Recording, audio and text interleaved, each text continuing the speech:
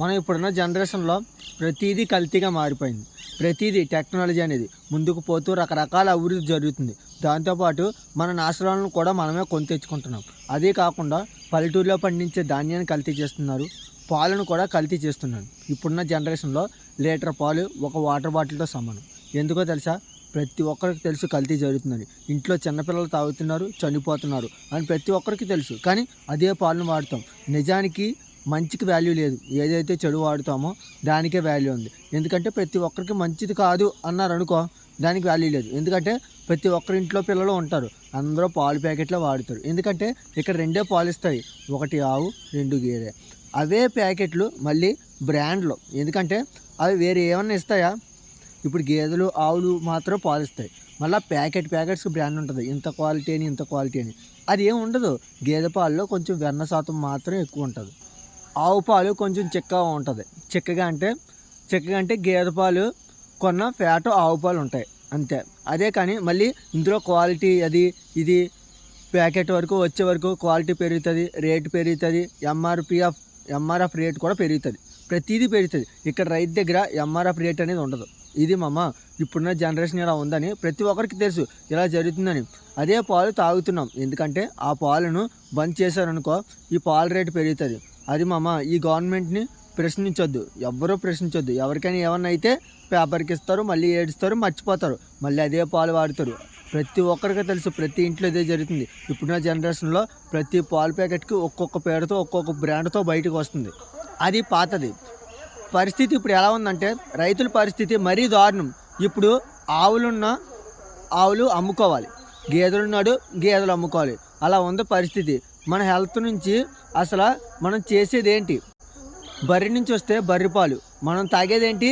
Packet నుంచి వస్తాయి packet పాలు.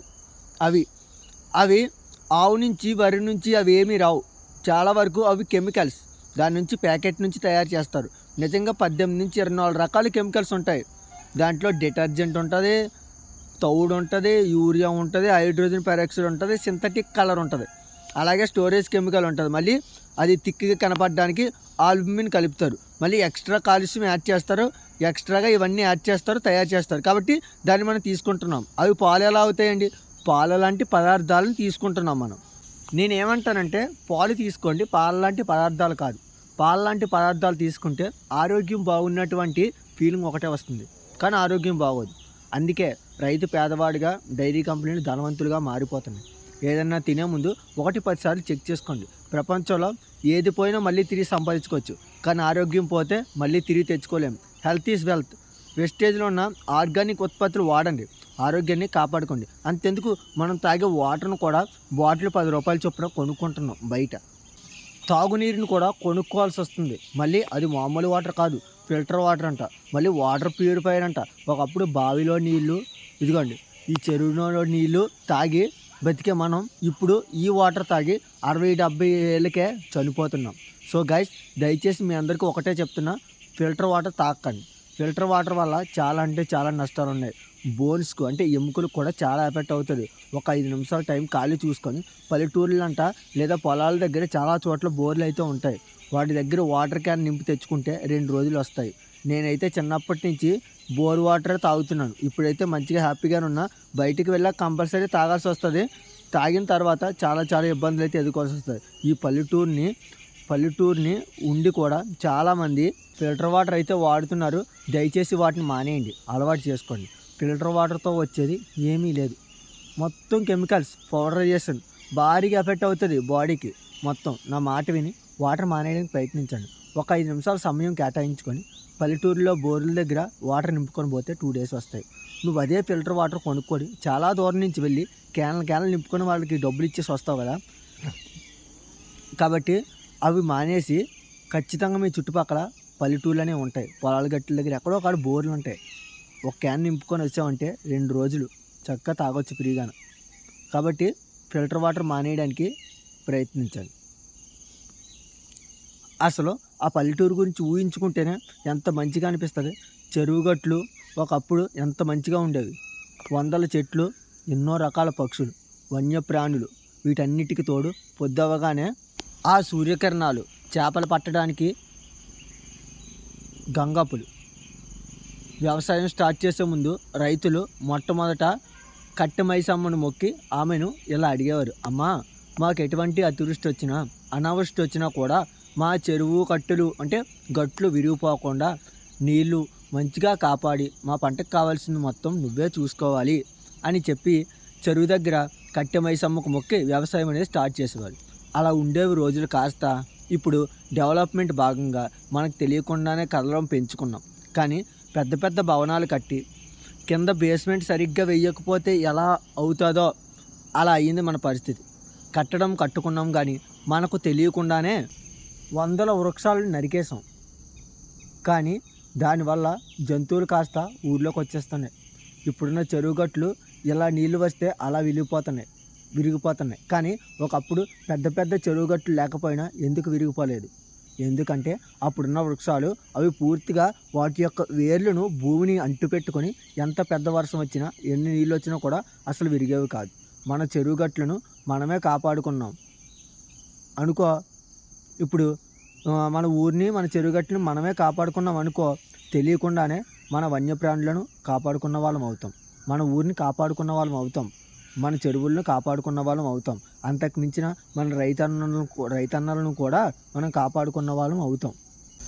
చెరువు గట్లను కాపాడే దిశగా ఈరోజు ఈ వీడియో చూశాక అన్నలు, తమ్ముళ్ళు, అక్కలు, చెల్లెళ్ళు నా ఆలోచనలకు మీ అడుగులు కలిపి ప్రతి ఒక్కరూ మన ఊరిని మనమే కాపాడుకుందాం అని మీరందరూ అనుకుంటారని నేను బలంగా నమ్ముతున్నాను. మొక్కలను పెంచండి, చెరువులను శుభ్రంగా ఉంచుకోండి, ఫిల్టర్ వాటర్ ఎంత వీలైతే అంత మానేయండి, అలవాటు చేసుకోండి. అలాగే ఇంకొక విషయం ఏంటంటే, బయట చెత్త అంతా తిని త్రాగి మీరు ఆరోగ్యాన్ని పోషించారంటే తర్వాత మీ ఆస్తులు అమ్మునా సరే ఆరోగ్యాన్ని కొని తెచ్చుకోను. ముఖ్యంగా ఈ కూల్ డ్రింక్స్ అనేది అస్సలు తాగొద్దు. ఈ కూల్ డ్రింక్స్ అనేవి తాగొద్దు. ఈ కూల్ డ్రింక్స్ విషం. ఇది చాలా బాటిల్స్లో నింపి కూల్ చేసి మనకి సెలబ్రిటీస్తో మరీ ప్రమోట్ చేసి మరీ మన చేత తాగిస్తున్నారు. ఎందుకంటే ఈ స్లో పాయిజన్ స్లోగా తాగితే కూల్గా హెల్త్ని చెడగొట్టాలని. మీరు ఎప్పుడైనా గమనించారా? వాళ్ళు కూల్ డ్రింక్స్ ప్రమోట్ చేస్తారు కానీ వాళ్ళు ఒక్క చుక్క కూడా తాగరు, ఒక్క డ్రాప్ కూడా తాగరు. అందుకే అవి తాగిన మనం ఎలా ఉన్నాం, 60-70 సంవత్సరాలు ఉన్నా సరే వాళ్ళు యంగానే కనిపిస్తున్నారు. ఇక్కడ నాకు ఒక డౌట్, గవర్నమెంట్ వీటికి పర్మిషన్ ఎందుకు ఇస్తుంది? అయినా ఇండియా గవర్నమెంట్కి జనాల హెల్త్తో పనే ఉంది, ఓట్లు కావాలి. కానీ గుట్కాలు, పాన్ మసాలా అమ్మినప్పుడు ఏం చేయట్లేదు. మనం ఈ పొలిటికల్ లీడర్స్కి ఖచ్చితంగా లా మేకర్స్కి మనం హెల్త్ గురించి పట్టించుకునే టైం ఎక్కడిది?